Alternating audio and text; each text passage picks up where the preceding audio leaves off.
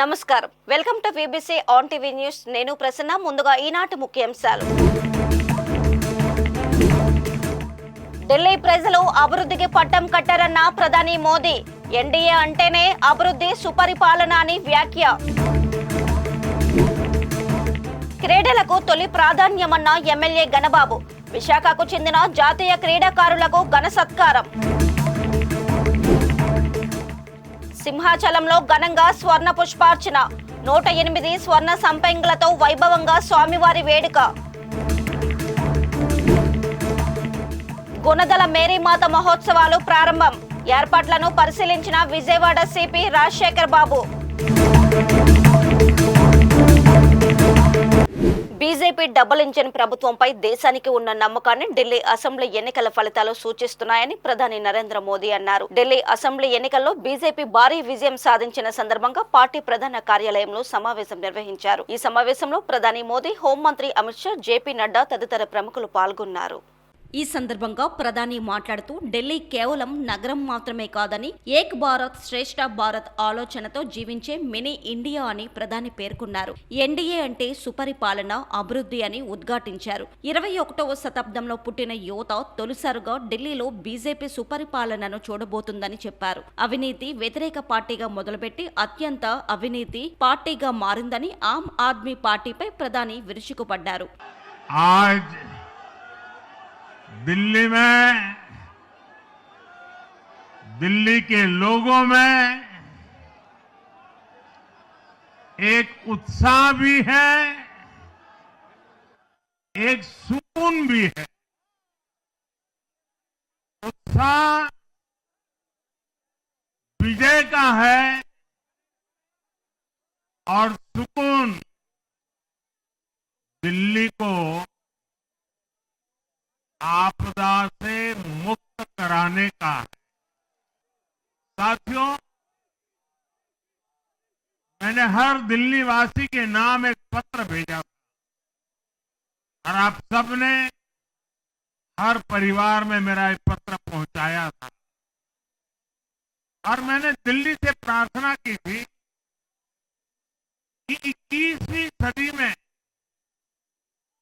भाजपा को सेवा का अवसर दीजिए, दिल्ली को विकसित भारत की विकसित राजधानी बनाने के लिए भाजपा को मौका दीजिए। मैं दिल्ली के हर परिवारजन को मोदी की गारंटी पर भरोसा करने के लिए दिल्ली वासियों को सर झुका करके नमन करता हूं। मैं दिल्ली वासियों का आभार व्यक्त करता हूं। साथियों, दिल्ली ने दिल खोलकर हमें प्यार दिया।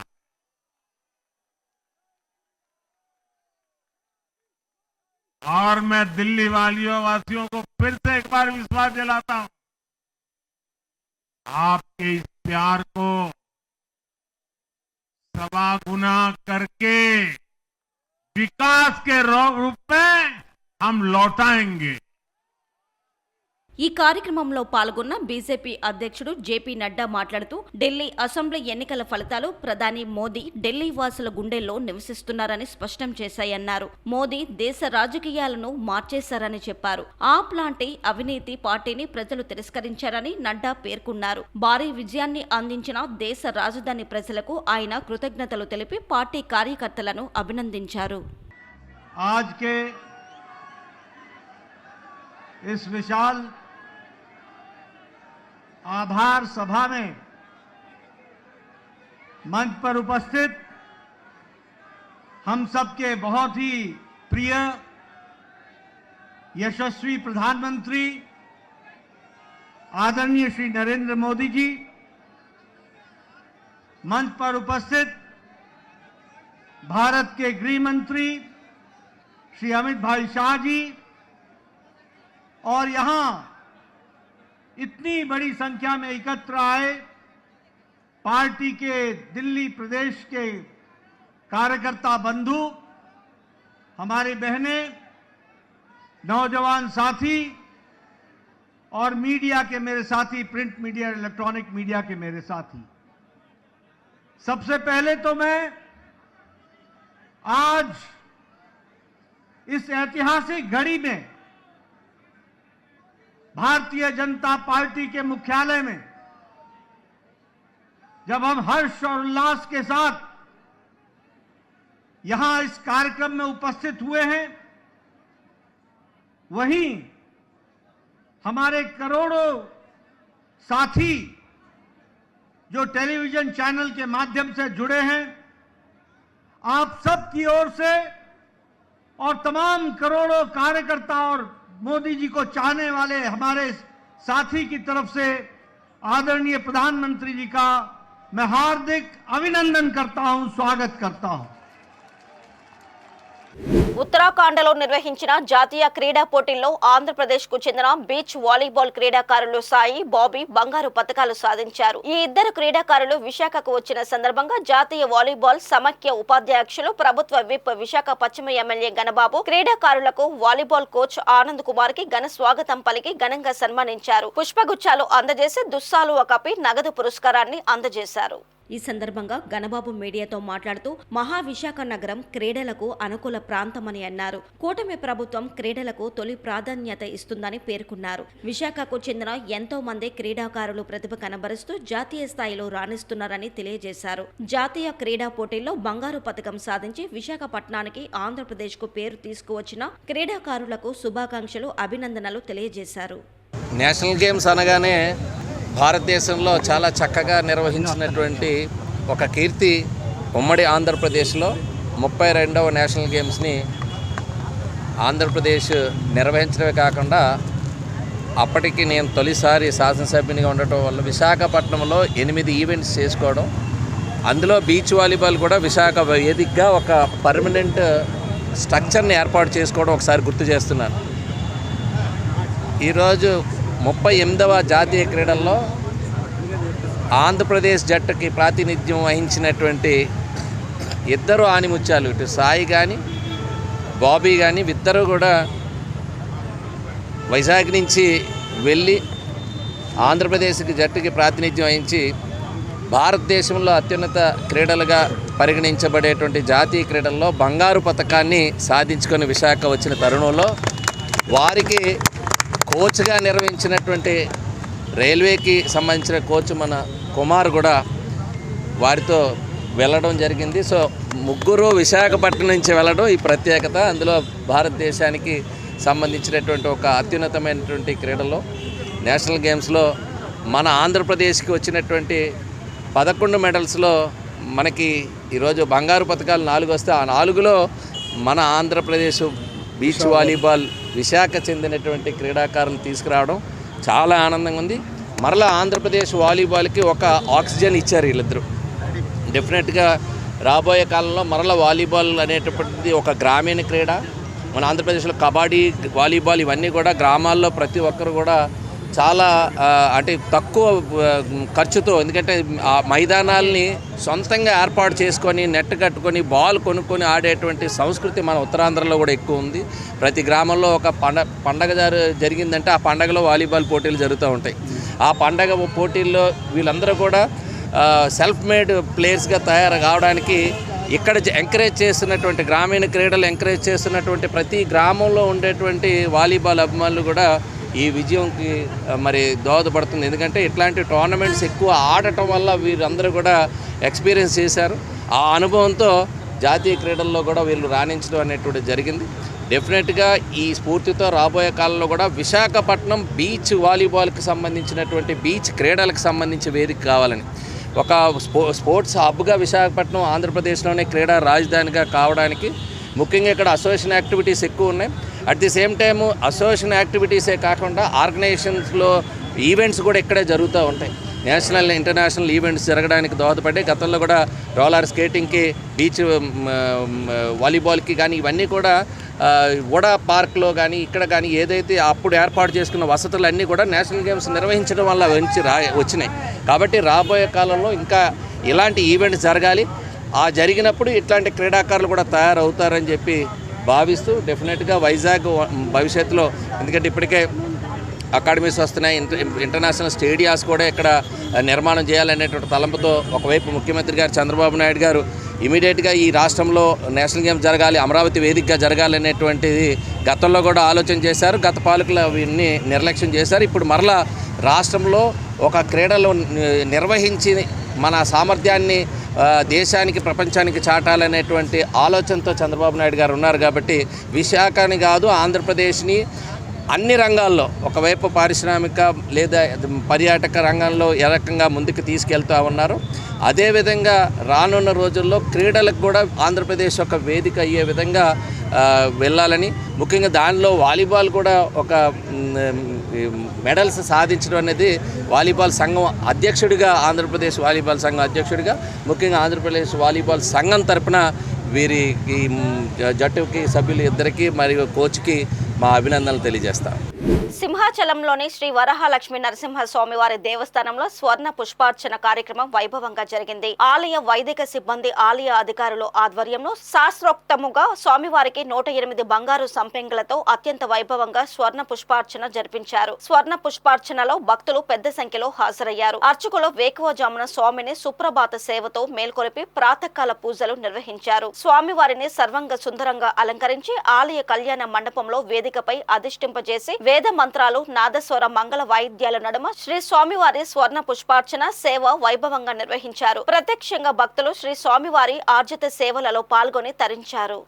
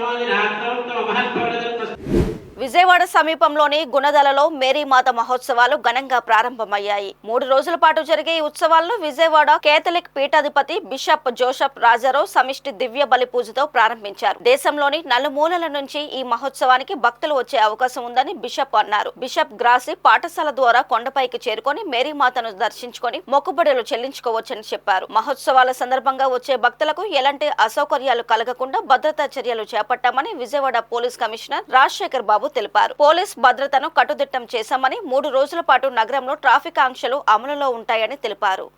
సహోదరి సహోదరులారా, ప్రియమైన లూర్దు మాత భక్తులారా, 2025 గుణదల లూర్దు మాత ఉత్సవాలను అధికారపూర్వకంగా మేము ప్రారంభిస్తున్నాం. కొద్దిగా అందరూ కూడా చెప్పండి కొడదాం. లూర్దు మాతకు, లూర్దు మాతకు, లూర్దు మాతకు.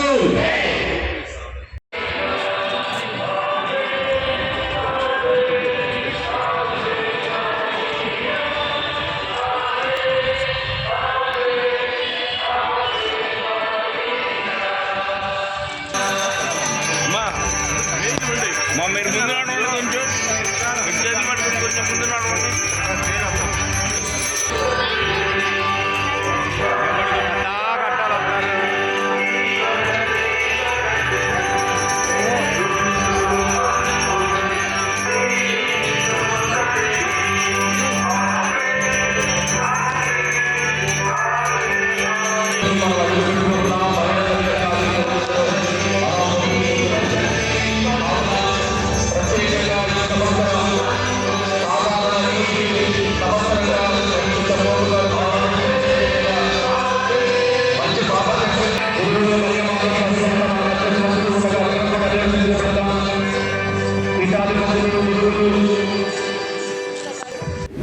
విజయవాడ పోలీస్ కమిషనర్ రాజశేఖర్ బాబు పెనుగంచిప్రోలులోని తిరుపతమ్మ ఆలయాన్ని కుటుంబ సమేతంగా సందర్శించారు. ఆలయ ఈవో కిషోర్ కుమార్, ఈఈ రమ, ఇతర అధికారులు వారికి ఘన స్వాగతం పలికి దర్శనానికి ఏర్పాట్లు చేశారు. ఈ నెల 11 నుండి 5 రోజుల పాటు అమ్మవారి పెద్ద తిరునాళ్లు జరగనున్న నేపథ్యంలో సిపి అక్కడ జరుగుతున్న ఏర్పాట్లను పరిశీలించారు.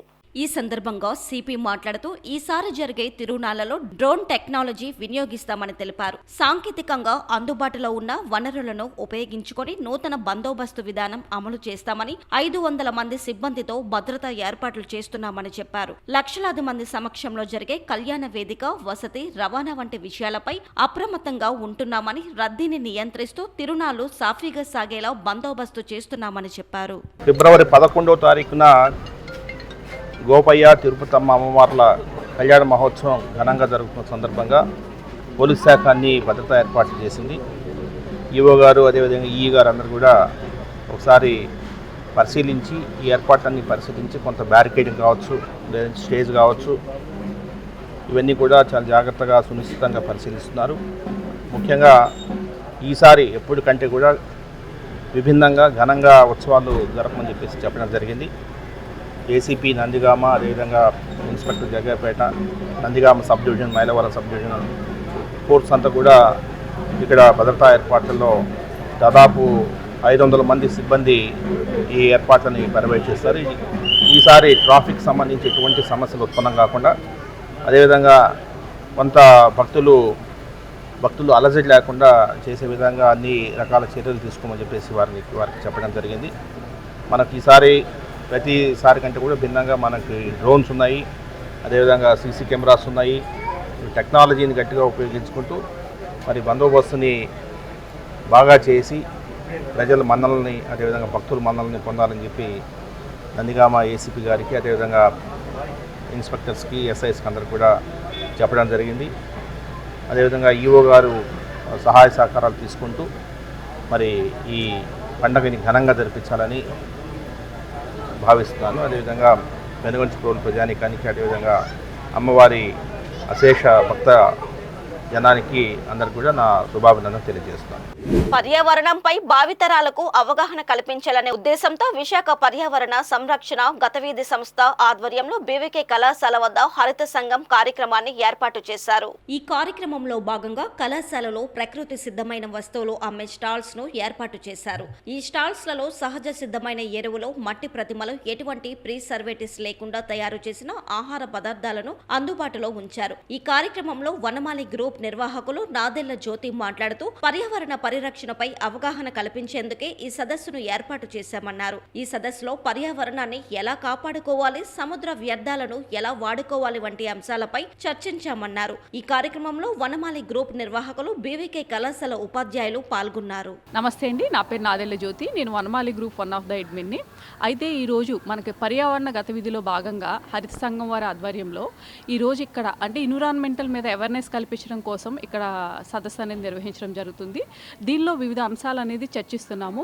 అంటే పర్యావరణాన్ని ఎలా కాపాడుకోవాలి, సీ వేస్టేజ్ని ఎలా మేనేజ్ చేసుకోవాలి, ఎన్విరాన్మెంట్లో వచ్చిన చేంజెస్ అనేది మనం ఎలా కాపాడుకోవాలి, అలాగే టెర్రస్ గార్డెన్స్ మీద మన సేంద్రియ పద్ధతిలో మనం ఎలా మన చేత్తో మొక్కలను పెంచుకోవాలి, వీటన్నిటి అంశాల మీద చర్చించి ప్రజల్లో అవగాహన కల్పించడం కోసం అనేది ఇక్కడ బీవీకే కాలేజ్లో పెట్టడం జరిగింది. సో ప్రజలందరూ కూడా ఇలాంటి సదస్సుల్ని వినియోగించుకుని అవేర్నెస్ కల్పించి రాబో కాలంలో వచ్చినటువంటి పర్యావరణంలో వచ్చినటువంటి అధిక హీట్ అవనివ్వండి, అధిక కార్బన్ డైఆక్సైడ్, వీటన్నిటినీ కూడా ఎలా నిర్మూలించాలి అనే దాని మీద అవగాహన కల్పించుకుని ఇలాంటి సదస్సులో పాల్గొవాలని అందరం కూడా మేము పిలుపునిస్తున్నాము.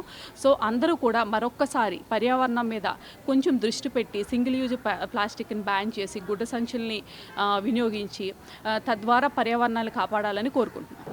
నేను విశాఖ మహానగర పర్యావరణ సంయోజకు. నేను పర్యావరణ సంరక్షణ గతివిధి అనే సంస్థ నుంచి మాట్లాడుతున్నానండి. ఈరోజు చేసిన కార్యక్రమం సెమినార్ హరిత సంఘం. ఈ హరిత సంఘం తాలూకు ఉద్దేశం ఏంటంటే ఎలాగైతే త్రివేణి సంగమం ఉందో, ఎక్కడైతే ఆ నదులన్నీ కలుస్తాయో, అలాగే పర్యావరణం గురించి పనిచేసే కార్యకర్తలు అవ్వచ్చు, ఎన్జిఓస్ అవ్వచ్చు, వాళ్ళందరినీ ఒక రూఫ్ కిందకి, అంటే ఒక చోటకి తీసుకొచ్చి కలిసి పని చేయడం వల్ల పర్యావరణానికి, సమాజానికి, అంటే ఈరోజు మాకు ఒక 1000 ఏనుగుల బలం రాధిక గారి వాళ్ళు వచ్చింది. ఏంటంటే మేము 10 లక్షల మొక్కలు ఇస్తామన్నారు, దాంతో ట్రాన్స్పోర్టేషన్ కూడా. అయితే అందరికీ నా విన్నపం ఏంటంటే, మనం చేసే కార్యక్రమాలన్నీ, అది పూజ అవ్వచ్చు, లేకపోతే ఒక ఫంక్షన్ అవ్వచ్చు, లేకపోతే విందు అవ్వచ్చు, మీరు చేసే ప్రతి పని పర్యావరణ హితంగా ఉండాలని మిమ్మల్ని అందరినీ కోరుతున్నామండి. నమస్కారం. ప్రసిద్ధ పుణ్యక్షేత్రం రామతీర్థం దేవస్థానంలో సీతారాముల తిరుకల్యాణ మహోత్సవం అంగరంగ వైభవంగా జరిగింది. తొలుత సీతారామ లక్ష్మణుల ఉత్సవ మూర్తులను గరుడ, హంస, అశ్వవాహనాలపై తిరువీధుల్లో ఊరేగించారు. గ్రామంలోని దివానం వద్ద ఎదురు సన్నాహక మహోత్సవాన్ని అర్చకులు నిర్వహించారు. అనంతరం బంగారు ఆభరణాలు, పట్టు వస్త్రాలు, పూల మాలలతో సీతారాముల విగ్రహాలను అలంకరించి కళ్యాణ మండపంపైకి తీసుకొచ్చారు. సీతమ్మ తరపున పూసపాటి రేగకు చెందిన ఏకుల కుటుంబీకులు, రాముని తరపున పూసపాటి వంశీయులు హాజరయ్యారు. అర్చకుల వేద మంత్రాలు, మంగళ వాయిద్యాల నడుమ శ్రీ రామచంద్ర ప్రభు సీతమ్మ వారి మెడలో తాలి కట్టారు. జీలకర్ర, బెల్లం, తలంబ్రాలు మొదలైన ఘట్టాలను భక్తులు భక్తి శ్రద్ధలతో ఆద్యంతం ఆసక్తిగా వీక్షించారు.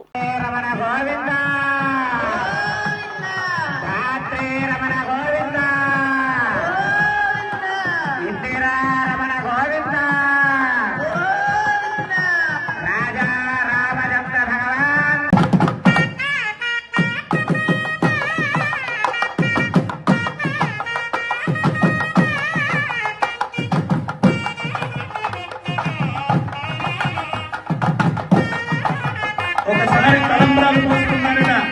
ఏమో తలంబ్రాలు పోస్తున్నాడు.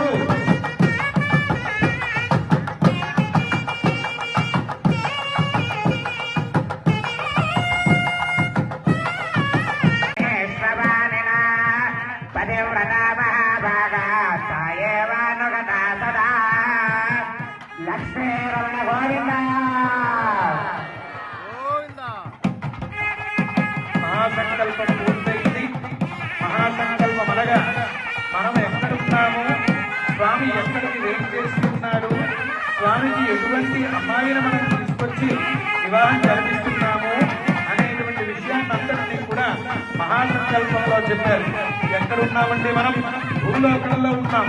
అంటే ఈ భూలోకం క్రిందన 7 అధోలోకాలు ఉన్నాయని వైసీపీ ముఠా తనపై కక్ష కట్టి సోషల్ మీడియా వేదికగా దుష్ప్రచారం చేస్తున్నారని జనసేన పార్టీ తిరుపతి నియోజకవర్గ ఇన్ఛార్జ్ కిరణ్ రాయల్ అన్నారు. లక్ష్మి అనే మహిళతో తనపై నిరాధార ఆరోపణలు చేయిస్తున్నారని, ఆమె తనకు 1,20,00,000 రూపాయలు ఇచ్చినట్టు ఎలాంటి ఆధారాలు లేవని చెప్పారు. 2016లో 50 లక్షల రూపాయలు చీటీలు వేశామని, చీటీలకు సంబంధించిన ఆర్థిక లావాదేవీలు ఎప్పుడో ముగిశాయని ఆయన వివరణ ఇచ్చారు. అప్పుల బాధతో లక్ష్మి నిద్ర మాత్రలు మింగి ఆత్మహత్య యత్నానికి పాల్పడిందని, లక్ష్మిపై గతంలో ఎన్నో కేసులున్నాయని కిరణ్ రాయల్ చెప్పుకొచ్చారు. ఆమె మీద చాంద్వాజీ పోలీస్ స్టేషన్ జైపూర్ ఒక ఫ్రాడ్ కేసు ఉంది. దానికి సంబంధించిన ఎఫ్ఐఆర్ కాపీలు మీకు అంతా ఇస్తాను, తీసుకో మీడియాకి. విశాఖపట్నం సిఐడి ఆఫీసులో కేసు ఉంది. బెంగళూరు సైబర్ క్రైమ్ కేసు ఉంది. ఆ అమ్మాయి జనాల్ని మోసం చేసి ఆన్లైన్లో బెట్టింగ్లు ఆడించి 2-3 కోట్ల దాకా డబ్బులు లాసై పిచ్చి పట్టిపోయి మద్యానికి రకరకాల దానికి బానిసై కొడుకులు అనసక కొట్టు తిట్టినా ఆ అమ్మాయి కోసం జైపూర్ నుంచి 6 మంది పోలీసులు వచ్చి ఆ అమ్మాయిని తిరుచానూరు పోలీస్ స్టేషన్లో ఎత్తుకోపోయి కూర్చోబెడితే 2021లో స్టేషన్లో కూర్చోబెడితే నా కాళ్ళు పట్టుకుంటే మా ఇంటికి వచ్చి కొడుకులు సిఐకి ఫోన్ చేసి, ఆడపిల్ల సార్ కేసు బెయిల్ ఇవ్వండి, స్టేషన్ బిల్ నుంచి పంపించండి అని మాట్లాడి బెయిల్ తీయించా. స్టేషన్ బిల్ 2021లో. మళ్ళీ జైపూర్లో మళ్ళీ కేసు నమోదైతే ఆ కేసు సంబంధించి పరారీలో ఉంది అమ్మాయి. పరారీలో ఉంటే ఆ పోలీసు వాళ్ళు ఇప్పుడు తిరుగుతారు అమ్మాయి కోసం. నిన్నటి దినం చిగురువాడకి ఆ అమ్మాయి కోసం పోయినారు పోలీసులు. ఆ అమ్మాయి ఏం చేయాలో తెలియని పరిస్థితిలో ఉంటే దీన్ని already mister virus Reddy, Abhinay Reddy and co and batch సిగ్గులేని వాళ్ళు ఆడవాళ్ళు పెట్టి రాజకీయం చేస్తారు. ఛాలెంజో దమ్ముంటే ఎదురుగా రా, లేదా ప్రెస్ మీట్లో రా, లంగా పనులు మాత్రం చేయొద్దండి. లంగా గల్లరా 62 వేలతో ఓడిపోయారు తిరుపతిలో. సిగ్గులా లంగా పనులు చేస్తారా? ఎవరో పాపం ఎవరో బాకీ ఆడదాన్ని పట్టుకొని ప్లేయర్ తీసుకొచ్చి ఒక క్రిమినల్ లేడీని పిలుచుకొచ్చి ఆడతారు గేమ్. మీ మాదిరి ఎవిడెన్స్ లేవా? ఇప్పుడు పోలీసులు అమ్మాయి అరెస్ట్ చేయబోతున్నారు. 2 రోజులు మీరే చూస్తారు. 2-3 రోజుల్లో ఆ అమ్మాయిని పోలీసులు అరెస్ట్ చేయబోతున్నారు. అమ్మాయి కోసం పోలీసులు ఆల్రెడీ వెయిట్ చేస్తారు కాబట్టి ఆ అమ్మాయి నిద్ర మాత్రం వేసుకుని డ్రామా ఆడింది. 2 రోజులు మీడియా పిలిపిస్తా, ఆ అమ్మాయిని అరెస్ట్ చేస్తారు జైపూర్ పోలీసులు. మీరే చూడండి ఆ అమ్మాయి గురించి ఎన్ని కేసులు ఉన్నాయో. ఆ అమ్మాయి మీద వైజాగ్, బెంగళూరు, జైపూర్లో అమ్మాయి మీద అనేక కేసులు ఉన్నాయి. బెట్టింగ్ కేసులు, చిల్లర కేసులు, మాఫియాలు, బ్లాక్మెయిల్ అన్నీ చేసి చాలా కిలాడీ లేడీ అమ్మాయి. అలాంటి అమ్మాయిని తెలిసే మీకు ఇల్లు ఖాళీ చేయించేశారు. అమ్మాయిని పక్కింట్లో ఉంటే ఇల్లు ఖాళీ చేయించారు ఇలాంటి అమ్మాయి అనేసి. పోనీ హస్బెండ్ చనిపోయాడని చెప్పి బాధల్లో ఉంటే రాజకీయ సహాయం చేసిన వాళ్ళు మేము. ఇలాంటి దాన్ని పెట్టుకొని రాజకీయాలు చేస్తున్నారు. చిట్టిరెడ్డి కో జగన్మోహన్ రెడ్డి మళ్ళీ అంట. జగన్మోహన్ రెడ్డి పేరు చిట్టిరెడ్డే, పొట్టిరెడ్డి కూడా. పొట్టిరెడ్డి చిట్టిరెడ్డి అంట. ఏమి పీకుతారు పీక్కోండి, ఇంకా ఏం చేస్తారు చేయండి. ఏ టెక్నాలజీ వచ్చినా కూడా మీరేం మాట్లాడతారు. ఎవరో పెట్టుకొచ్చి అమ్మాయి 1,20 లక్షలు డబ్బులు ఇవ్వాలని డబ్బులు తీసుకున్న అమ్మాయి చెప్తాను, వాళ్ళ కొడుకు చెప్తున్నారు మోసం చేశారని చెప్పి మీ సోషల్ మీడియాలో ఓవర్ యాక్షన్ చేస్తే నేనేందో మా పార్టీ గురించి ఏందో పవన్ కళ్యాణ్ గారికి తెలుసు. మీరు రాజకీయంగా నేను తొక్కాలని ఎన్నో ప్రయత్నం ఎలక్షన్ ముందు నుంచి చేస్తున్నారు. మీ వల్ల కాల. వీళ్ళ దగ్గర ఒక బ్యాచ్ ఉంది, అభినయ్ రెడ్డి దగ్గర ఒక బ్యాచ్, చిత్తుకాయలు ఏరుకునే గంజా బ్యాచ్ ఒకటి ఉంది. చిల్లర నా కొడుకున్నారు 5-6 మంది చెత్తనాయలు తిరుపతిలో. వాళ్ళ పిల్లల వాళ్ళు మాట్లాడరు. అలాంటి వాళ్ళు పెట్టుకున్నాడు. కాబట్టే నువ్వు అభివృద్ధి చేసినా చెప్తే 63,000 సిగ్గులేదు. 63,000 ఓడిపోతావు తిరుపతిలో. నువ్వా ఎందుకు ఓడిపోయినావో? ఇట్లాంటి లంగా పనులు చేసే. ఇప్పుడు చెప్తలే కదా నీ కథ అంతా బయట తీస్తాం. వచ్చి డైరెక్ట్ ఫైట్ రా. ఇంకా ఇట్లాంటి చిల్లర పనులు చేస్తారా? రాజకీయాల దమ్ముంటే రా. భూమన కరుణాకర్ రెడ్డి కుమారుడు భూమన అభినయ్ రెడ్డి, ధైర్యం ఉంటే రా, పైకి రా. లేదా ప్రెస్ మీట్లో నీ చెంచాగాలు పంపించు. ఇద్దరు కుక్కలాడే కదా, కుక్కలు పంపించు. ఆడవాళ్ళకి డబ్బులు ఇచ్చి మీ ఇంటికి పిలిపించుకుని వీడియో రికార్డులు చేసుకొని 2016ది 2025కి పెడితే జనాలు గొర్రెలరా. దీనికి మళ్ళీ ఆయనకి వైసీపీ వాళ్ళు కనెక్ట్ అని ఫేస్బుక్లో వాళ్ళు ట్విట్టర్లో వైసీపీ వాళ్ళు మీరేం చేస్తున్నారు కిరణ్ అనేసి. నా ఇంట్రుక కూడా పేకలేరు. నా ఇంట్రుక కూడా పేకలేరు మీరు ఎవరు. ఎందుకంటే నేను పర్ఫెక్ట్గా ఉన్నా. ఇక్కడ కూడా ఆర్థిక లావాదేవీలు రాజకీయాన్ని కట్టడం కరెక్ట్ కాదు. దానికి సంబంధించి ఎవిడెన్స్ మీకు ఇచ్చాను. రేపు పొద్దున ఎస్పీని కలిసి ఆ అమ్మాయి మీద కేసు కట్టబోతున్నాం. అనకాపల్లి జిల్లా నర్సీపట్నం శారదానగర్ లో ద్వాదశ యంత్రార్చన సహిత సూర్య నమస్కార సౌర యాగం నిర్వహించారు. ఏకకాలంలో 12 మంది బ్రాహ్మణులు సూర్య నమస్కారాలు చేశారు. ఈ యాగంలో 100 జంటలు పాల్గొని పూజలు చేశారు. ప్రతి సంవత్సరం మాఘమాసంలో ఒక కార్యక్రమం చేయడం ఆనవాయితీ. అందులో భాగంగా ఈ రోజు ఏకకాలంలో 12 మంది బ్రాహ్మణులచే సూర్య నమస్కార యాగం నిర్వహించారు. ఈ యాగం చేయడం ద్వారా మంచి ఆరోగ్యం లభిస్తుందని భక్తుల విశ్వాసం. అనంతరం పురోహిత అర్చక సంఘం ఆధ్వర్యంలో భారీ అన్నదాన కార్యక్రమం నిర్వహించారు. శ్రీ గురుభ్యో నమః. ఈ రోజున మన నర్సీపట్నం ప్రాంతంలో ఉండేటటువంటి పురోహిత అర్చకులందరూ కూడా కలిపి కూర్చుని అత్యంత వైభవంగా పుర ప్రజల యొక్క సహకారంతో ద్వాదశ యంత్రార్చన సహిత సూర్య నమస్కార సౌరయాగం అనేటటువంటి అత్యంత పెద్ద కార్యక్రమాన్ని ఇక్కడ నిర్వహించడం జరుగుతూ ఉన్నది. ఈ కార్యక్రమం యొక్క ముఖ్యోద్దేశము మాఘమాసము సూర్యుడికి అత్యంత ప్రీతికరమైనటువంటి మాసము. ఆ మాసములో ఆదివారం ఇంకా అత్యంత ప్రీతికరం. ఆ రోజున ఈ కార్యక్రమాన్ని చేస్తే ఈ ప్రాంతంలో ఉండేటటువంటి వాళ్ళందరూ కూడా ఆరోగ్యంతో బాగా ఉండి ఐశ్వర్యాన్ని పొందుతారు అనేటటువంటి సత్సంకల్పంతో ఈ కార్యక్రమం నిర్వహించడం జరుగుతుంది.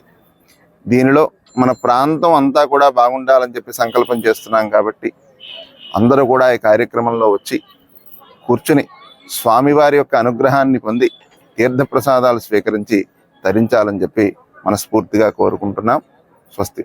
పట్టణంలో మా పురోహిత అర్చక స్వాములందరూ కూడా ప్రతి సంవత్సరం మాఘమాసంలో ఏదో మంచి కార్యక్రమం తలపెట్టి ప్రజలందరూ కూడా ఆయుర ఆరోగ్య ఐశ్వర్యాలతో ఉండాలని మేము అందరి మనసారా వాళ్ళని ఆశీర్వదిస్తున్నాం. ఢిల్లీలో బీజేపీ విజయం సాధించిన సందర్భంగా భద్రాద్రి కొత్తగూడెం జిల్లా దమ్మపేట మండల కేంద్రంలో బీజేపీ నాయకుల ఆధ్వర్యంలో బాణసంచా పేల్చి స్వీట్స్ పంచడం జరిగింది. ఈ సందర్భంగా జిల్లా నాయకులు ఉడతనేని విశ్వేశ్వరరావు, దారా నాగేశ్వరరావులు మాట్లాడుతూ స్వర్గీయ అటల్ బిహారీ వాజ్పేయి మాటలు ఈ రోజు నిజమయ్యాయని అన్నారు. ఢిల్లీలో గెలవాలి అనే మాట ప్రతి ఒక్కరి నోట వినిపించిందని అన్నారు. త్వరలో రానున్న ఎమ్మెల్సీ ఎన్నికల్లో బీజేపీ జెండా తెలంగాణలో కూడా ఎగరడం ఖాయమని అన్నారు. నరేంద్ర మోడీ గారు చేసిన పనులు ప్రతి ఒక్క పని నమ్మకంతో బీజేపీ పార్టీని గెలిపించింది. అదేవిధంగా కేజ్రీవాల్ అబద్ధాలు, పూటకాలు, నాటకాలు ప్రజలు నమ్మే పరిస్థితుల్లో లేరు. అలాగే రేవంత్ రెడ్డి గారు కూడా మన తెలంగాణ జిల్లాలో కూడా ఒక కేసీఆర్ ఎలా పతనం అయ్యిండో అలాగే మన తెలంగాణలో కూడా రేవంత్ రెడ్డి అలాగే పతనం అవడానికి వచ్చింది. అలాగే కేజ్రీవాల్ ఢిల్లీలో అబద్ధాలు ఆడి జనాలు మోసం చేసి నమ్మించి పథకాలు ఇచ్చి ఏ ఒక్క పథకం నెరవేర్చకపోవడం ఈ రోజులో ఢిల్లీ ప్రజలు నరేంద్ర మోడీ గారి ప్రభుత్వం బాగుందని ఆయన మీద అభిమానంతో ఇవాళ 48 సీట్లు గెలిపించి వాళ్ళందరికీ బుద్ధి చెప్పి మళ్ళీ కేజ్రీవాల్ మళ్ళీ రాకోకుండా అక్కడ పార్టీ పతనం అయిపోయింది. అలాగే తెలంగాణలో కూడా బీజేపీ రావడానికి మంచి పొజిషన్లో ఉంది. అందరూ నరేంద్ర మోడీ గారు నమ్మి ఆయన పార్టీకి ఓటు వేయాలని పుష్పం గుర్తుకి మేము అందరినీ కోరుతున్నాం. రావుపేట మండల కేంద్రంలో భారతీయ జనతా పార్టీ కార్యకర్తలు, అభిమానులు ఢిల్లీలో భారతీయ జనతా పార్టీ ఘన విజయం సాధించిన సందర్భంగా బీజేపీ కార్యకర్తలు పెద్ద ఎత్తున సంబరాలు చేసుకుంటున్నారు. భారతీయ జనతా పార్టీ బలపడుతుందని ఆశాభావం వ్యక్తం చేస్తూ ఇక్కడ కార్యకర్తలు, అభిమానులు టపాసులు కాల్చుకొని సీట్లు పంచుకొని పెద్ద ఎత్తున సంబరాలు చేస్తున్నాం. ఈ కార్యక్రమానికి మన కార్యకర్తలందుకు హాజరైనందుకు కృతజ్ఞతలు తెలుపుతూ జై బీజేపీ, జై బీజేపీ, జై బీజేపీ, జై బీజేపీ, జై బీజేపీ. ఈ వార్తలు ఇంతటితో సమాప్తం. మరిన్ని విశేషాలతో మళ్ళీ కలుద్దాం.